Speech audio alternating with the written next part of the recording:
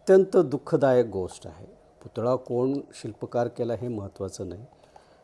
अनेक लोकांच्या भावना त्यात दुखावल्या गेल्या आणि त्याला कोण जबाबदार आहे हे फक्त शिल्पकारच नाही, अनेक जण जबाबदार आहेत. कारण ज्यांनी कोणी त्याला ऑर्डर दिली किंवा ज्या पद्धतीने टेंडर काढलं जातं आणि टेंडरमध्ये नियमच असा आहे की जो सर्वात कमी कोटेशन देईल, रक्कम कमी असेल त्यालाच दिलं जाते. त्याच्यामुळे जे अनुभवी कलावंत आहेत किंवा ज्यांच्याकडे जे खूप योग्य रेट लावतात तर त्यांना ते काम मिळत नाही आणि नको त्या माणसाला काम मिळालं जातं.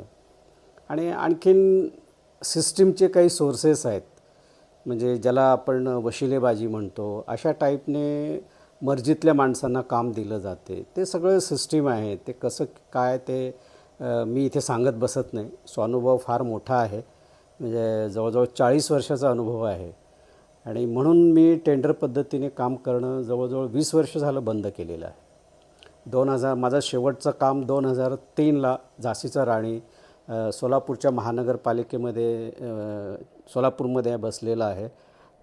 त्या कामाने मला जो अनुभव आला त्याच्यानंतर मी या टेंडर सिस्टीममध्ये काम करणं बंद केलं.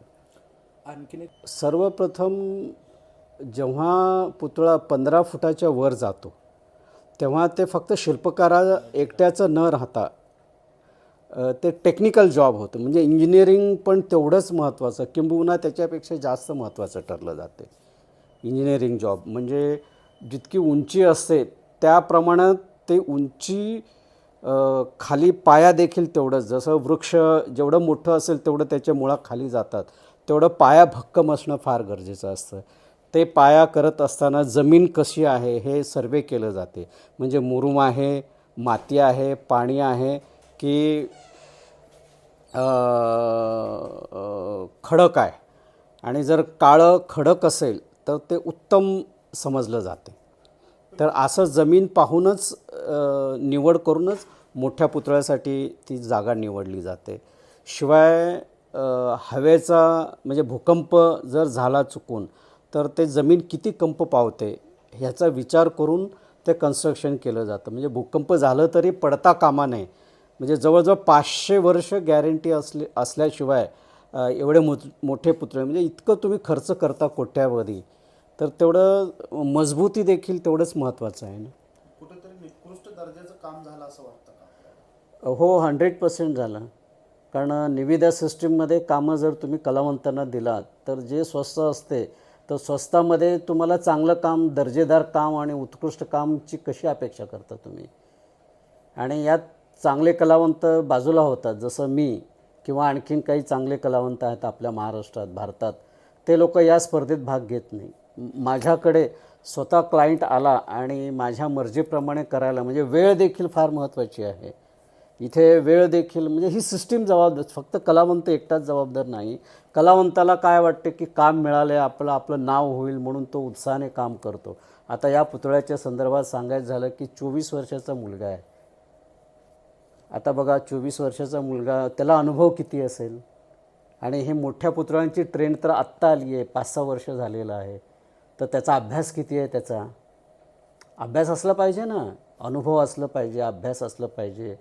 काम आता काम कसं मिळा ते तो आणि ते देणारे तेच जाणतील. मी त्यात पडत नाही.